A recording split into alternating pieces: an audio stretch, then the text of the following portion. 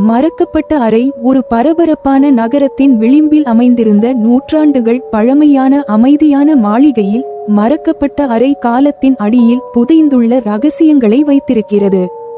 கதை: அந்த மாளிகையை இடிக்கும் முன் அதிலுள்ள பொருட்களை பட்டியலிட அனுப்பப்பட்ட இளம் வரலாற்றாய்வாளரான கிளாராவை சுற்றி நகர்கிறது. அந்த இடத்தை ஆய்வு செய்யும் போது ஒரு கனமான திரையின் பின்னால் சிறிய பூட்டப்பட்ட கதவை அவள் கண்டுபிடிக்கிறாள். அது மாளிகையின் வரைபடங்களில் மொத்தமாக மறுக்கப்பட்டிருந்தது. ஆர்வம் அவளை ஆட்கொண்டது.